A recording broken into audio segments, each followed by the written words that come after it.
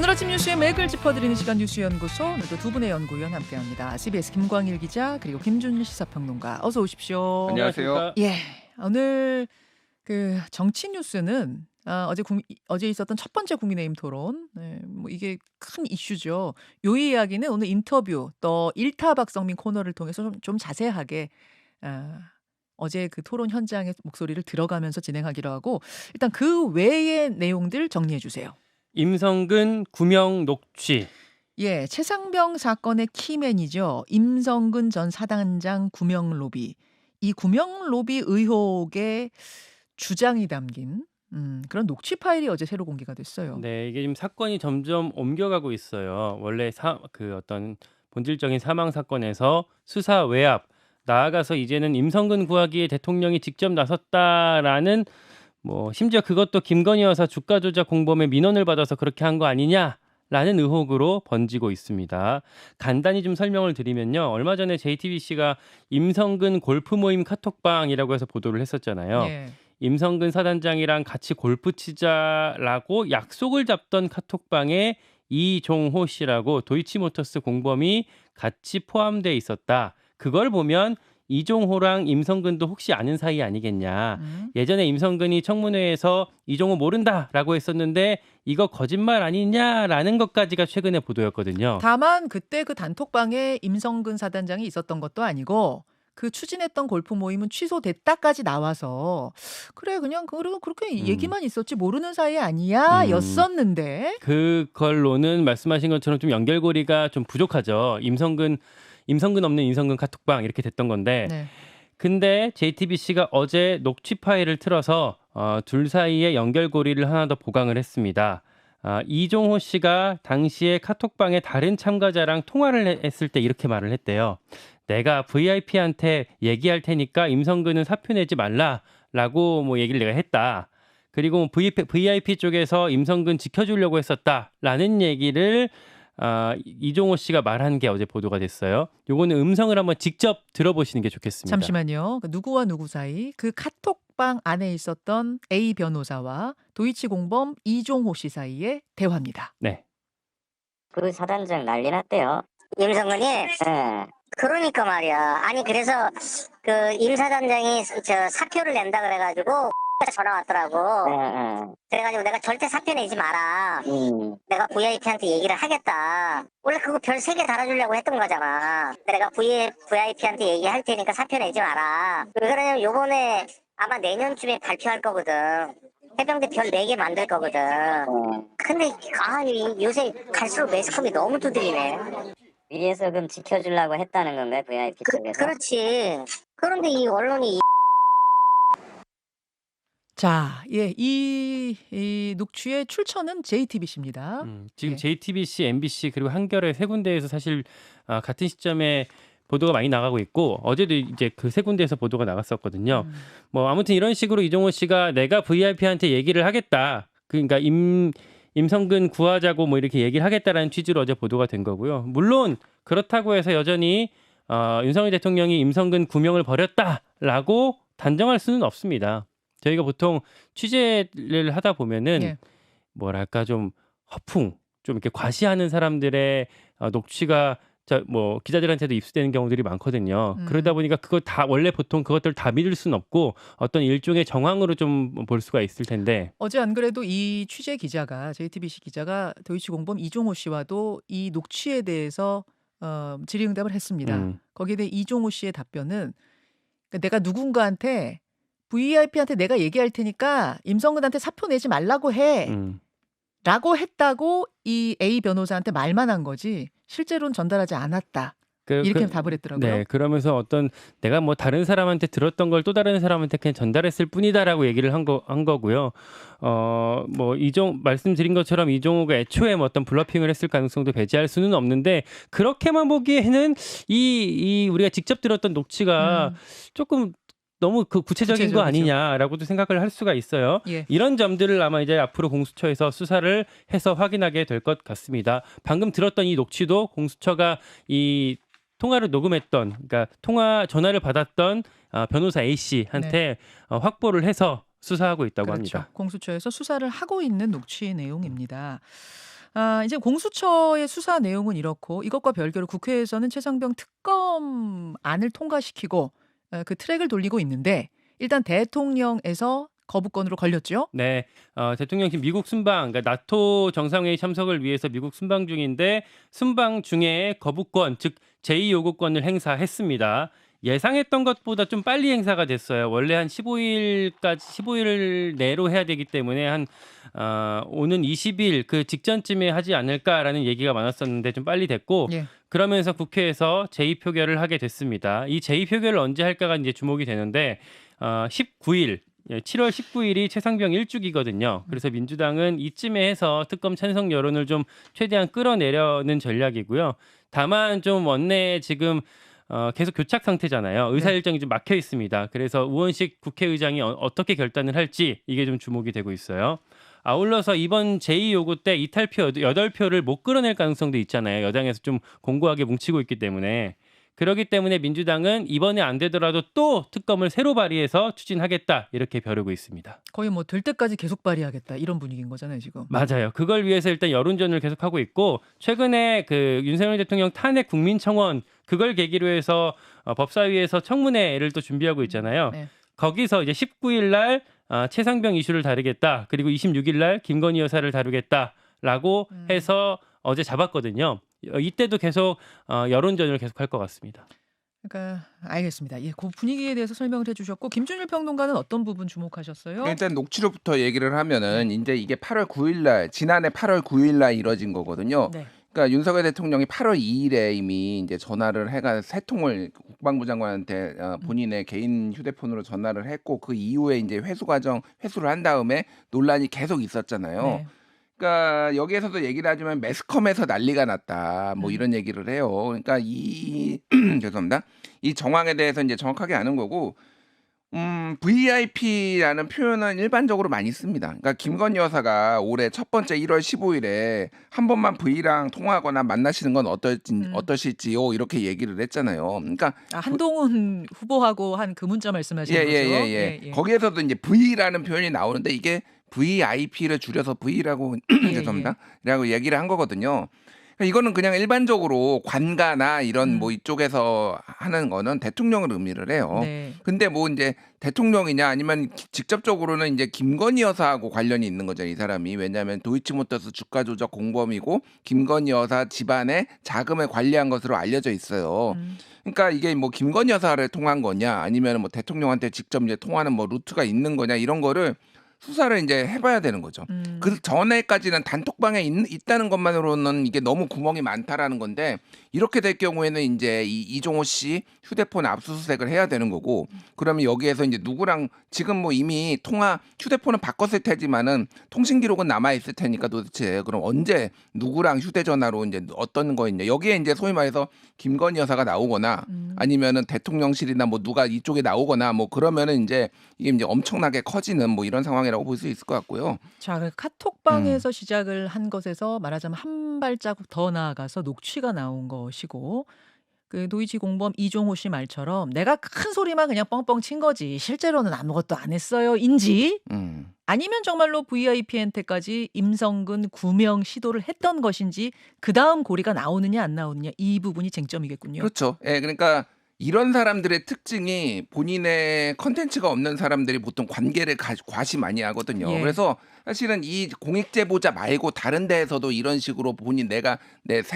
인연 관계를 과시했을 가능성이 나와서 추가적으로 이런 거 굉장히 많이 나올 수도 있습니다. 알겠습니다. 제가 보기엔 그러고 지금 이제 저희 대통령이 이제 제2요구권 거부권 행사했잖아요. 최상병 특검법에 대해서 민주당의 고민은 이게 7월 19일 이전에 이제 한다라는 게 방침인데 문제는 이게 안 될 것 같잖아요. 그래서 8월 초에 하자는 얘기도 솔솔 나오고 있어요. 전당대회 끝나고 당대표 되는 거 보고 국민의힘 당대표 되는 거 보고 그리고 한동훈 후보자가 만약에 된다라고 한다면은 본인만의 특검법을 내겠다고 하니 거기에서 뭐 타협안을 내보는 건 어떠냐 이런 얘기도 있는데 그거는 지금 뭐 좀 공식적으로 나온 얘기는 아닌데 통과시키는 게 가장 중요하니까 또 이거 거부권 그러니까 통과 안 되고 처음부터 하는 게 굉장히 소모적이다라는 건데 문제는 뭐 한동훈이 만에 하나 된다고 하더라도 추경호 원내대표나 이런 사람들이 또 다 반대하고 있거든요. 정말로 이게 나올 수는 있는 것이냐, 협상안이 뭐 이런 거라서 민주당에서도 아직은 조금 반신반의하는 좀 얘기를 더 해봐야 된다라는 그 분위기. 말은 거부권은 이미 던져졌고 공은 국회로 돌아왔는데 재표결 시점을 7월로 할 거냐 국민의힘 전당대회 후로 할 거냐가 아직 정해지지 않았다는 얘기는 거네요. 그러니까 정확하게는 그건 국회의장 맘이에요. 국회의장 맘인데 이제 민주당에서 전략적으로 판단을 해서 요청을 그럴 하겠죠. 수 그러니까 있죠. 예. 그러니까 뭐 지금 민주당의 결정이 딸렸다고 보면 될 것 같고 그리고 뭐 이제 법사위의 탄핵 청문회 김건희 여사, 장모 최은순 씨 지금 다 불렀거든요. 네. 여기에서 뭐 안 나오겠는데 하여간 여기에서 이제 쟁점으로 뭐 지금 증인이 39명, 참고인이 7명이에요. 네. 큰 규모의 이제 이런 청문회가 지금 열릴 예정입니다. 오늘 들었던 통화 녹취가 작년 8월 9일 분이거든요. 예, 예. 근데 보통 통신 기록 기록이 한 1년 정도까지 보존이 되기 때문에 이 점이 결국에는 1년이 말씀하신 것처럼 압수수색이 필요하다고 한다면 1년 사이에 이루어져야 되기 때문에 특검을 더 빨리 해야 되는 거 아니냐 이런 논거로 또 쓰일 수도 있을 것 근데 같습니다. 공수처에서 이거 수사하고 있는 게 지금 흘러나온 거잖아요. 그럼 공수처에서 당연히 압수수색해서 그 기록은 확보해 놓지 않았겠습니까? 이종호 씨 정도는? 뭐 그렇게도 아직 근데 예. 확인되진 않았으니까 그거 봐야겠죠. 그거는. 그것도 봐야 하고 혹은 이종호 씨 것은 압수수색했더라도 공수처에서 살펴보지 않은 다른 사람 중에 또 누군가의 것이 있을 수도 있다. 이제 이런 이야기를 하는 거죠. 그렇죠. 예. 자, 이 이야기 오늘 뭐 핫이슈가 될 것 같습니다. 녹취록 관련해서 정리해드렸고 다음으로 가죠. 일방통행 몰랐다. 시청역 역주행 참사. 이 차량의 운전자. 그러니까 이게 급발진이냐 아니면은 급 가속을 한 거냐. 그곳을 빨리 지나가기 위해. 이게 쟁점 아니에요. 맞아요. 이런 상황에서 진술 하나가 나온 겁니다. 맞아요. 어제 경찰에서 브리핑을 했는데요. 말씀하신 것처럼 여전히 운전자가 급발진에 의한 사고라고 진술하고 있다고 하고요. 네. 뭐 처음부터 끝까지 브레이크를 밟고 있었다라고 경찰에 말을 했다고 합니다. 여기 추가로 나온 게 이 운전자가 난 여기가 초행길이었다. 그리고 일방통행인지 몰랐다라고 얘기를 했대요. 근데 그쪽의 지리를 잘 안다는 말도 했다 그러지 않았었어요? 그러니까 근데 근처에 종종 다녔기 때문에 지리에 대한 감은 있지만 예. 딱 이 지점이 직진이랑 좌회전이 금지된 사실은 몰랐다라는 취지로 이제 진술을 했다고 아까 합니다. 고 광화문 근방 지리는 알지만 고 골목길 거기는 몰랐다. 사실 그 북창동 옆에 있는 그 길이 좀 헷갈리긴 하거든요. 하긴 원래. 저도 거기 잘 아는데 그 길이 일방인지는 몰랐어요. 네, 이쪽은 일방이 반대편은 또 반대편 일방이고 해서 좀 헷갈리긴 한데 아무튼 이런 얘기를 했고 그러다 보니까 경찰은 이 운전자가 역주행로에 진입한 사실을 뒤늦게 알아서 급하게 좀 빠져나가려다 사고가 난 것 아닌가? 이 부분도 가능성을 배제하지 않고 수사하고 있다고 합니다. 블랙박스도 경찰이 확인을 했는데 이 운전자가 호텔에서 빠져나왔을 때 내비게이션에서 우회전하십시오라고 안내했던 음성 녹음도 확인이 됐다고 해요. 그런데 이 사고, 그 행인들을 치는 사고가 날 때까지 어떤 뭐 빵빵하는 경적 소리가 녹음되지는 않았고 또 사고 원인을 유추할 만한 내용들, 뭐 이를테면 뭐라는 정도의 당황하는 소리는 있었는데 그거 말고 뭐 이를테면 뭐 급발진이다라고 한다든지 뭐 이런 정도의 구체적인 내용은 블랙박스에 담기지 않았었다고 합니다. 그리고 뭐 일각에서는 뭐 부부싸움 한 거 아니냐 뭐 이런 것도 있었는데 뭐 그런 정도 내용도 담겨 있지는 않았었다고 해요. 자, 이게 지금 어제 경찰도 몇 번 강조하던데 급발진이냐라고 확정할 수 있는 내용이라든지 그러면 의도적인 급가속이냐를 확정할 수 있는 어느 쪽도 분명한 증거가 없다는 거예요, 결국은. 그러니까 다 열려 있다. 뭐 이런 의미가 되는 것 같아요. 그렇죠. 뭐 이제 지금 음성만으로는 알 수가 없는 거고 뭐 EDR 이제 분석을 해봐야 되는 건데 그것도 뭐 저번에 자동차 장인이 나왔지만은 정말로 확실한 거냐. 그래서 이게 뭐 아직은 뭐 진짜 좀 지켜봐야 되지만 미궁에 빠질 가능성도 있다. 뭐 이렇게 봐야 될 것 같고 이게 지금 어제 또 수원에서 지금 볼보 승용차를 몰던 70대가 지금 역주행해가지고 4대 들이받고 지금 그 뭐 죽은 사람은 없는 사망자는 없는데 지금 많이 다쳤거든요. 여러 명이 3명이 다쳤는데 이것도 급발진이다 지금 주장하고 있어요. 그래서 최근에 국립중앙의료원에서 택시가 돌진한 거 그리고 이촌동에서 차량 추돌한 거 그리고 요 서울시청역 앞 제네시스 차량 요 4건 다 지금 급발진 주장을 하고 있어요. 그래서 이거 지금 많이 이제 뭐 공교롭게도 많이 나오는 건데 이거 해결해야 되는 거 아니냐라고 얘기가 나와서 지금 예. 어제 국민의힘의 이헌승 의원이 네. 자동차 페달 블랙박스 설치 의무화 법안을 지금 발의를 했어요. 아, 페달 밟는 그 페달 박스에 다는 그 블랙박스. 예. 예. 그래서 이거는 이제 아직 이제 법령 공포 3년이 경과된 날부터 조금 이제 유예 기간을 두는 거긴 한데 이제 자동차 제작 판매자 등이 이거 설치 안 하면은 3년 이하 징역 3천만 원 이하의 벌금. 그리고 또 하나는 정부 이제 국토교통부에서 어제 이게 자동차 페달, 가속 페달 블랙박스를 제조사에 권고를 했습니다. 제조사에 자동차 제조사들한테 예, 이제 달라고. 그러니까 권고를 하겠다라고 아직 공식적으로 한 건 아닌데 기사가 나왔으니까 조만간 권고할 예정이다라는 예. 거예요. 지금 여론이 굉장히 안 좋으니까 도대체 정부는 뭐 하냐라는 건데 이게 문제가 뭐냐면은 전 세계에 이거를 의무화한 나라가 없어요, 아직. 그러면은 이제 이거를 우리나라에서 의무화를 하면은 제일 많이 팔리는 데가 이제 현대 기아차니까 여기에서 만들면은 자동차 가격 상승. 그리고 뭐 현대차 주장은 구조 변경을 해야 된다래요. 뭐 그게 얼마나 구조 변경을 해야 되는지 모르겠으나 이거를 반대하는 입장 중에 하나거든요. 그리고 이제 통상 마찰 우려 뭐 이런 것들이 있는 거죠. 해외에서 이제 들어오면 그거다 그렇게 규격에 맞춰서 해야 되니까 뭐 이런 것들이 있는데 어쨌든 국토부는 권고라서 실효성은 없고 법이 만약에 국회에서 통과가 될지 안 될지 이거는 자동차 산업에 큰 영향을 미칠 것 같아요. 급발진 이슈가 최근 들어서 굉장히 많았고 그리고 이렇게 될 경우에는 소비자도 억울하고 또 뭐 제조사가 억울할 수도 있고 이런 경우라면은 돈이 들더라도 제조사 쪽에서 페달 박스를 좀 붙여야 되는 게 아니냐라는 여론이 더 높은 건 사실이에요. 예. 근데 이렇게 미공 속으로 빠지는 사건이 많고 어느 쪽으로 결론이 나든 그 쪽에서는 책임을 져야 하는 쪽에서 억울해하는 게 반복된다면 돈이 들더라도 이건 붙여야 되는 게 아닌가 이런 생각도 듭니다. 여러분의 생각은 어떠십니까? 다음으로 가죠. 카카오 김범수 밤샘 조사. 카카오 경영쇄신위원회의 위원장이죠. 김범수 전 의장. 예. 어제 밤샘 조사 받았어요. 네, 맞아요. 뭐 경영쇄신위원회 위원장이기도 하고 창업자죠, 카카오의. 그럼요. 김범수 위원장이 어제 아침 8시쯤에 검찰에 출석을 했고요. 네. 하루 종일 조사를 받았고 오늘 아침 거의 5시 가까이 됐을 때 귀가를 했어요. 20시간 35분 동안 조사가 이루어졌습니다. 뭐 물론 원래 검찰 그 조사가 심야 조사는 원칙적으로는 금지지만 뭐 바빠서 다시 부를 수가 없거나 공소시효 얼마 안 남았을 때는 이렇게 예외적으로 밤샘 조사도 허용을 해요. SM 시세 조종 혐의예요. 그러니까 김범수 위원장이 작년 2월에 SM 엔터테인먼트를 인수하는 과정에서 경쟁사인 하이브가 내걸었던 공개 매수 가격인 12만 원보다 시세가 높아지게 조종한 혐의를 받고 거기에 대해서 조사가 이뤄진 겁니다. 그러니까 하이브의 공개 매수를 방해하려 했다 이 혐의인 거죠? 맞아요. 그렇게 검찰은 의심하고 있는 겁니다. 이 사건의 같은 혐의로 예전에 배재현 전 카카오 투자총괄 대표가 이미 구속 기소가 됐거든요. 예. 고 검찰의 공소장을 보면은 카카오가 하이브 공개 매수를 방해하려고 사모펀드인 원아시아 파트너스 등이랑 같이 모두 2,400억 원의 자금을 투입해서 SM 주식을 사들였다.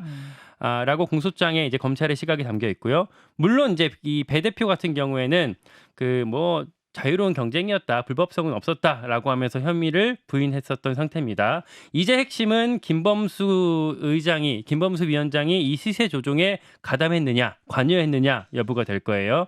이 배재현 쪽에서는 애초에 이거는 이사회가 의결한 사안이 아니다라고 해서 김범수 위원장과의 연관성을 부인하고 있는데 검찰은 이 이사회가 의결했었다라는 정황에 관련해서 여러 증거를 다 확보했다라는 얘기까지 하거든요. 어제 오늘 사이에 있었던 김범수 위원장 조사에도 뭐 이렇게 김범수 위원장이 실제로 시세 조종을 뭐 지시했는지 승인했는지 뭐 이런 부분들을 집중 조사한 걸로 알려지고 있습니다. 자, 김준일 평론가. 이게 뭐가 어떻게 돌아가는 거야? 여기에 대해서는 좀 궁금해하는 분들 많으실 것 같아요. 예, 그러니까 이게 지금 카카오가 사실상 공중분해까지는 아니더라도 그룹 전체가 다 흔들릴 수가 있어요. 왜 그러냐면은 카카오가 예전에 문어발식으로 너무 많이 사업 확장해가지고 국회에 나와가지고 뭐 예. 두드려도 맞고 그런 다음에 정부에서도 굉장히 주목하고 있었거든요. 예. 지금 카카오가 수사받는 게 카카오 이거 말고도 카카오 엔터테인먼트 드라마 제작사 고가 인수 의혹, 카카오 모빌리티 콜 몰아주기 의혹, 블록체인 플랫폼 크레이튼 관계사 임원들의 횡령 배임 의혹 뭐 이런 것들이 지금 다 동시다발적으로 진행되고 있어요. 그렇군요. 그리고 이게 뭐냐면 김범수가 만약 대주주인데 만약에 여기에서 이게 유죄가 나올 경우에는 카카오뱅크에 대한 지배력을 잃게 돼요. 카카오뱅크 못 쓰게 됩니다. 왜 그러냐면은 인터넷 은행 특례법에 따르면은 네. 인터넷 은행 대주주는 최근 5년간 공정거래법 등을 위반해 벌금형 이상에 해당하는 형사처벌을 받은 행위가 없어야 돼요. 형사처벌 받아버리면은 그러면은 이게 카카오뱅크 지금 굉장히 중요하거든요. 그룹 입장에서는 그렇죠, 이게 그렇죠. 보통 일이 아니에요. 그러니까 매각해야 되는 거예요, 그러면? 뭐 매각을 하거나 뭐 사업을 폐지하거나 뭐 이렇게 해야 되는 거니까 이게 보통 일이 아니다. 예. 그래서 지금 어쨌든 이 사법 리스크를 극복하지 못하면은 이 그룹 자체가 완전히 흔들릴 상황이에요 지금. 여기까지 정리합니다. 두 분 수고하셨습니다. 고맙습니다. 감사합니다. 김현정의 뉴스쇼는 시청자 여러분의 참여를 기다립니다. 구독과 좋아요, 댓글 잊지 않으셨죠? 알림 설정을 해두시면 평일 아침 7시 10분 실시간 라이브도 참여하실 수 있습니다.